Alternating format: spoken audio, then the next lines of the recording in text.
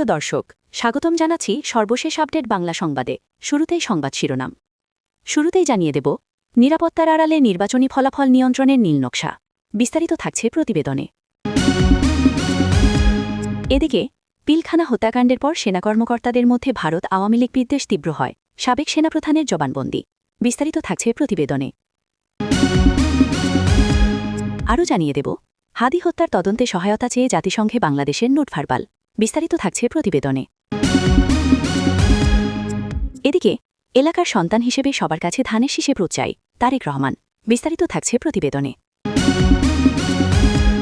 আরও জানিয়ে দেব, ওসমান হাদি হত্যাকাণ্ডের সুষ্ঠু তদন্তে জাতিসংঘের সহযোগিতা চেয়েছে সরকার। বিস্তারিত থাকছে প্রতিবেদনে।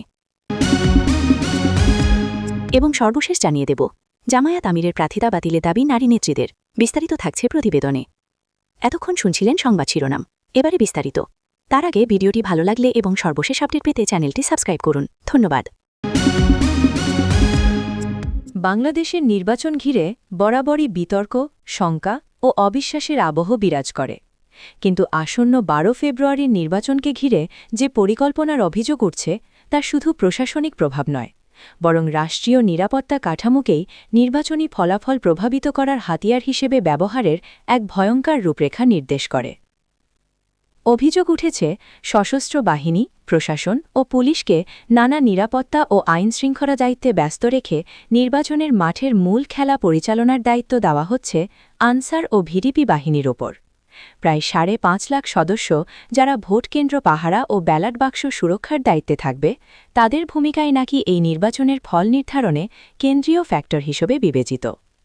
বিতর্কিত নিয়োগ ও রাজনৈতিক সংশ্লিষ্টতার অভিযোগ। 5 আগস্টের পর নিয়োগপ্রাপ্ত মহাপরিচালক আব্দুল মোতালেব সাজ্জাদ মাহমুদের বিরুদ্ধে গুরুতর অভিযোগ। প্রায় 3300 ছাত্র শিবির ও হিজবুত তাহরির সংশ্লিষ্ট কর্মীকে আনসারে নিয়োগ দেওয়া হয়েছে। পাশাপাশি বিপুল অর্থের বিনিময়ে আরও প্রায় 3000 ব্যাটালিয়ন আনসার নিয়োগের কথাও বলা হচ্ছে। এই নতুন নিয়োগপ্রাপ্তদেরই নির্বাচনী দায়িত্বে মোতায়েনের পরিকল্পনা, যা নির্বাচনের নিরপেক্ষতা নিয়ে বড় প্রশ্ন তৈরি করছে। পিলখানা হত্যাকাণ্ডের পর সেনা কর্মকর্তাদের মধ্যে ভারত ও আওয়ামী লীগ বিদ্বেষ তীব্র হয়। সিনিয়র জুনিয়রদের মধ্যে বিভাজন ব্যাপক রূপ ধারণ করে। আজ রোববার আন্তর্জাতিক অপরাধ ট্রাইব্যুনালে জবানবন্দিতে এমন কথা বলেন সাবেক সেনাপ্রধান জেনারেল অবসর ইকবাল করিম ভূঁইয়া। গুম খুনের ঘটনায় ন্যাশনাল টেলিকমিউনিকেশন মনিটরিং সেন্টারের এনটিএমসি এর সাবেক মহাপরিচালক মেজর জেনারেল জিয়াউল আহসানের বরখাস্তের বিরুদ্ধে করা মানবতাবিরোধী অপরাধের মামলায় প্রথম জবানবন্দি দেন জেনারেল অবসর ইকবাল করিম ভূঁইয়া। বিচারপতি মোহাম্মদ গোলাম মর্তজা মজুমদারের নেতৃত্বাধীন আন্তর্জাতিক অপরাধ ট্রাইব্যুনাল 1-এ এই জবানবন্দি গ্রহণ করা হয়। সাবেক সেনাপ্রধান বলেন, পেশাদার কর্মকর্তাদের সরিয়ে অনুগত কর্মকর্তাদের ওপরে নিয়ে আসা হয় এবং বিভিন্ন জাতীয় প্রকল্পে সেনাবাহিনীকে নিয়োজিত করে বাহিনীকে দুর্নীতিগ্রস্ত করা হয়। এর বড় কারণ হল, শেখ হাসিনা ভাবতেন একটি দুর্নীতিগ্রস্ত সেনাবাহিনী তার জন্য নিরাপদ। ইনকিলাব মঞ্চের আহ্বায়ক ও জুলাই অভ্যুত্থানের অন্যতম সংগঠক শহীদ শরীফ ওসমান হাদির হত্যাকাণ্ডের তদন্তে জাতিসংঘের মানবাধিকার বিষয়ক হাইকমিশনারের কার্যালয়ের OHCHR-এর সহযোগিতা চেয়েছে বাংলাদেশ।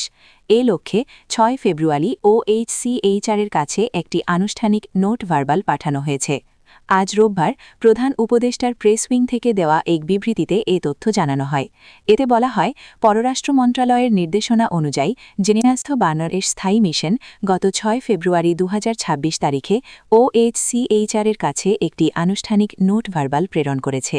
উক্ত নোটে হত্যাকাণ্ডের তদন্তে প্রয়োজনীয় কারিগরি ও প্রাতিষ্ঠানিক সহায়তা প্রদানের জন্য জাতিসংঘের মানবাধিকার দপ্তরের সহযোগিতা কামনা করা হয়েছে। নিজের নির্বাচনী এলাকার ঢাকা 17 সন্তান হিসেবে ধানের শীষের পক্ষে ভোট চেয়েছেন বিএনপির চেয়ারম্যান তারেক রহমান। রাজধানীর মিরপুর ইসিবি চত্বরের পথসভায় তিনি বলেন, আমি এই এলাকার সন্তান, শিশু বয়স থেকে এই এলাকায় বড় হয়েছি। আমার এবং আমার ভাইয়ের সন্তানরা এখানে জন্মগ্রহণ করেছে। আমাদের বিয়েও এই এলাকায় হয়েছে। কাজেই এখানকার সন্তান হিসেবে মা, বোন, ভাইদের কাছে ধানের শীষের পক্ষে ভোট চাইছি। ধানের শীষকে জয়যুক্ত করার জন্য মা, বোন সবাইকে বিনীত অনুরোধ জানাচ্ছি। রোববার 8 ফেব্রুয়ারি বিকেল 3:30টার দিকে পথসভার মঞ্চে উঠে নেতাকর্মীদের হাত নেড়ে শুভেচ্ছা জানান তারেক রহমান। পরে 3:37 বক্তব্য শুরু করেন তিনি। তারেক রহমান বলেন, এটি নির্বাচনী পথসভা, মানুষের চলাচলের রাস্তা, তাই বক্তব্য বেশি লম্বা করব না। ঢাকাকে নিরাপদ শহর হিসেবে রূপান্তরিত করার অঙ্গীকার ব্যক্ত করেন তারেক রহমান। বলেন, যাতে মা বোনেরা নিরাপদে যে কোনো সময় চলতে পারে, যাতে নিরাপদে ব্যবসা বাণিজ্য করতে পারে। তারেক রহমান বলেন, বিএনপি 12 তারিখে সরকার গঠন করতে পারলে ঢাকা শহরে 40টি খেলার মাঠ তৈরি করব। ইসিবি চত্বর থেকে জসিমউদ্দিন পর্যন্ত রাস্তা প্রশস্ত করার অঙ্গীকার করেন তারেক রহমান। তিনি বলেন, আবারও বিনীত অনুরোধ করতে চাই, 12 তারিখে ধানের শীষের পক্ষে ভোট চাই। কর্মজীবী নারীদের নিয়ে অবমাননাকর বক্তব্য দেবার অভিযোগ এনে বাংলাদেশ জামায়াতে ইসলামীর আমির ডাক্তার শফিকুর রহমানের প্রার্থিতা বাতিলের দাবি জানিয়েছেন দেশের শীর্ষস্থানীয় নারী নেত্রীরা। রোববার 8 ফেব্রুয়ারি রাজধানীর আগারগাঁওয়ে নির্বাচন ভবনে প্রধান নির্বাচন কমিশনার সিইসি এএমএম নাসির উদ্দিনের সঙ্গে সাক্ষাৎ করে তারা এই লিখিত দাবি জানান। সাক্ষাৎ শেষে সাংবাদিকদের সঙ্গে আলাপকালে গণতান্ত্রিক বিপ্লবী পার্টির সাধারণ সম্পাদক মোশরেফা মিশু বলেন, সম্প্রতি জামান ইহসানীন আমিরের ভেরিফাইড এক্স সাবেক টুইটার অ্যাকাউন্ট থেকে কর্মজীবী নারীদের নিয়ে যে কুরুচিপূর্ণ মন্তব্য করা হয়েছে তা দেশের কোটি কোটি শ্রমজীবী নারীর আত্মমর্যাদার উপর আঘাত।